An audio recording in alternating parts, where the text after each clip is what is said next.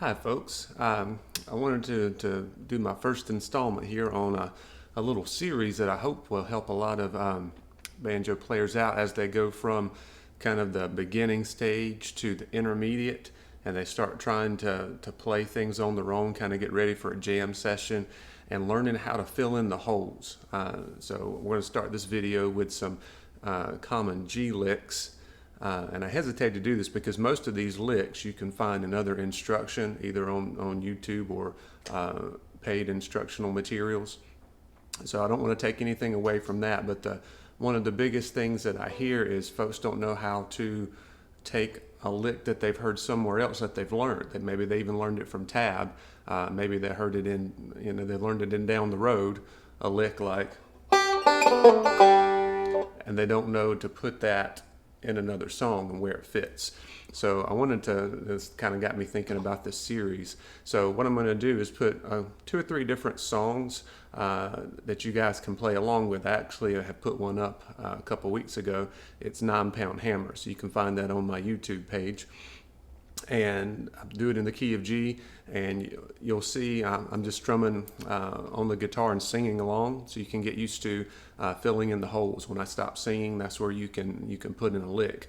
And on the screen, you'll see what chord I'm playing. So it'll be G, and then it goes to C, and then back to G, and all that kind of stuff.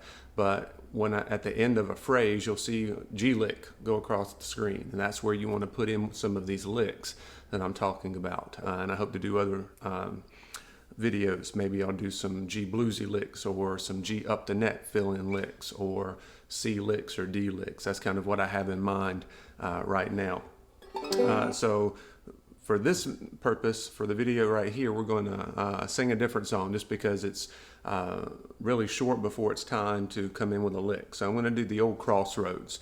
If you're not familiar with that, you can look it up. It's a great Bill Monroe song that he wrote, gospel song. It goes like this. Oh, my brother, hear this warning. Don't let old Satan hold your hand. So it goes something like that, but after every little vocal phrase, there's a place you can put in some of these licks.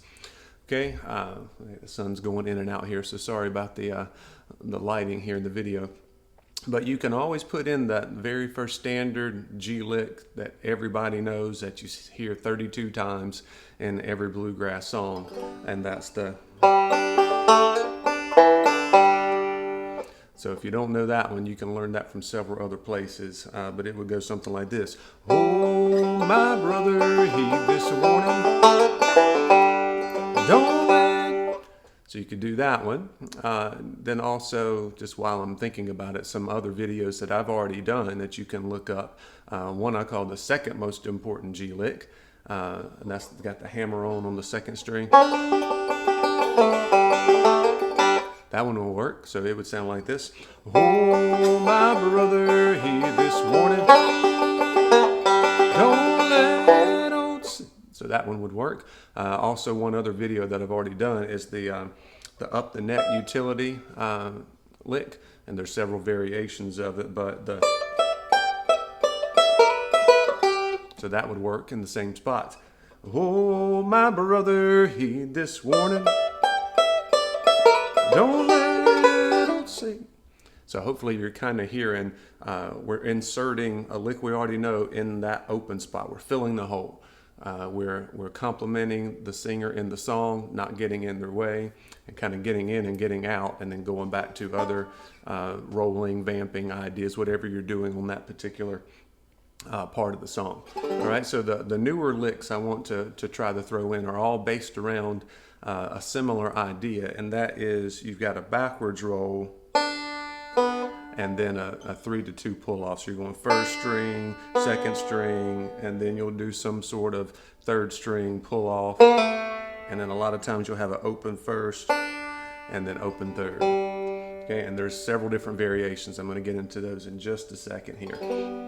All right, so first one I probably learned was you do, well, it's just one where you have different people play it different ways.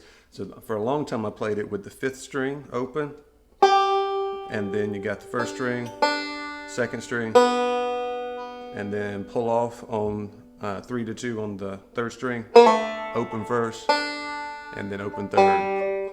Okay, so put it all together so you can hear it.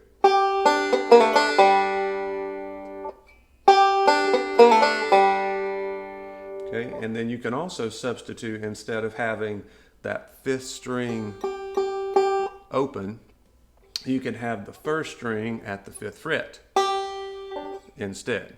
And that's where somebody said, hey, you're not playing that like Earl played it. Earl would play the 5th string, the 5th fret on the first string. And what that does is that gives just a little variation. It gives more note separation. So instead of having that 5th string just kind of ring out and ring out and ring out, it breaks it up, and you can go kind of that little point of light. Pop. All right, so let me put that into the song. Oh, my brother, he this warning. Don't let. Okay, or you could have the 5th string open if you want. Either way works. Oh, my brother, he this warning. And sometimes it just depends on where your fingering's at the time, whichever one's most convenient. But I think it down the road,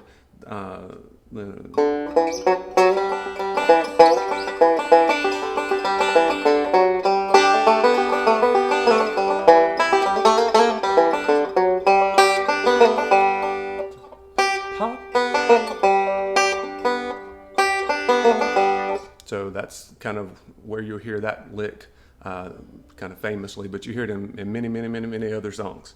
All right, so now we're going to take that kind of variation, that backwards action where you're going first string, second string, third string, pull off, first string open, third string open.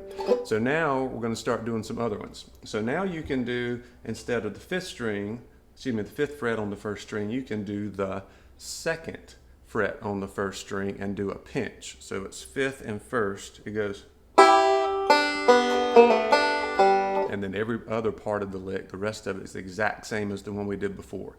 You hear Terry, I think I hear Terry Balkin do this a lot. It's kind of where I first heard it. It goes.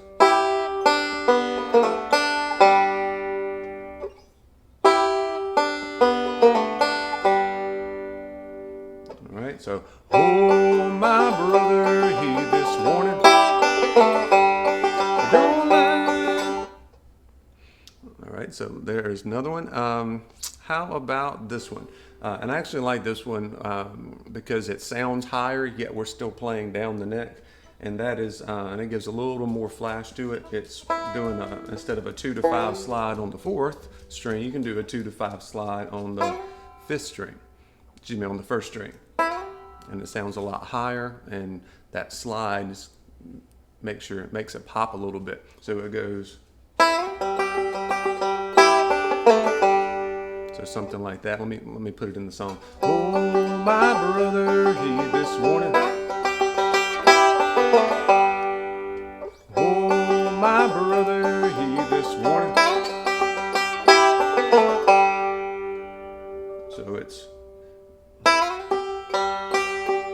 So you're doing a 2 to 5 slide on the first string, and then you're doing, I think, 2 forward rolls, and then you're doing the same stuff from the Terry Balkin lick.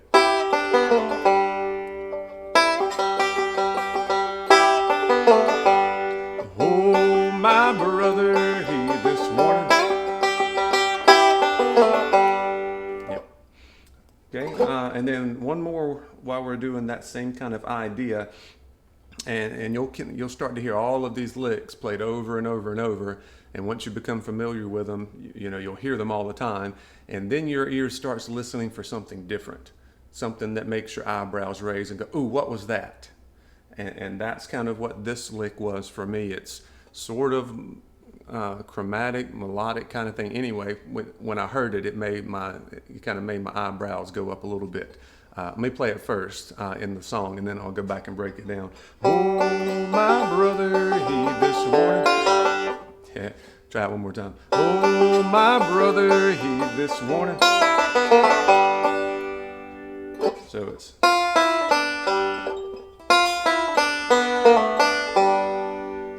which sounds a lot harder, but it's actually not too bad. It is a slightly different roll. But let me show you where you put your fingers. So on the first string, you're fretting it at the 3rd fret, and the second string, you're fretting it at the 5th fret. Okay, which is, doesn't that sound lovely?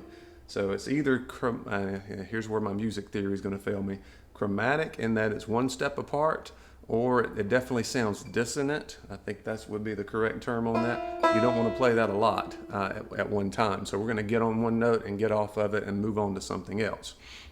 But what you do is,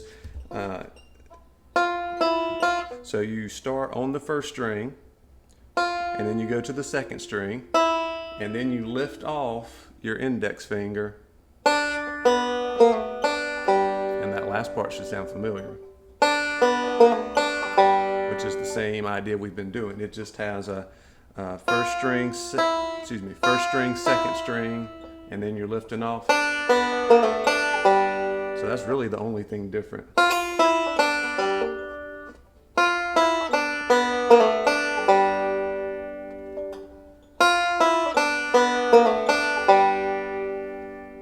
Oh, my brother, he this morning.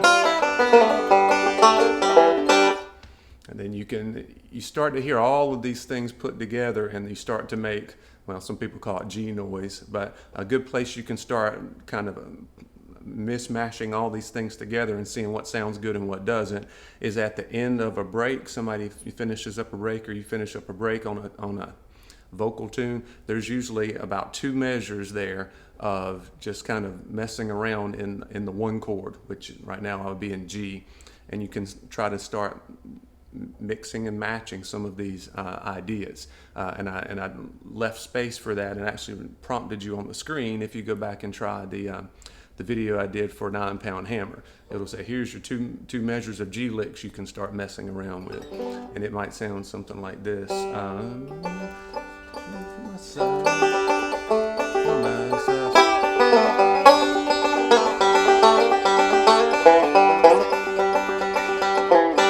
So that you can start putting together some of these ideas, put it in there with that traditional tag lick, put it in there with what I call the second most important tag lick, or G lick. And if you remember, if you're in G, you want to do a whole lot of pulling off, hammering on the 3rd string from the 2nd to 3rd fret, and then getting in there open. Whenever you resolve it, you go back to the open 3rd, which is the G. So you can mix and mash, play around with it, see what you like and what you don't like. And I'm going to do another video or 2 here hopefully soon, and we'll start going the other direction. We'll start with something low first, some of that stuff. All right, so I'm going to cut this off right now because I don't want to go over my time limit here, and we'll see you soon. I'm hoping this is helping. If so, let me know. If there's something else you want me to focus on, I'll be glad to do that too. Thanks a lot.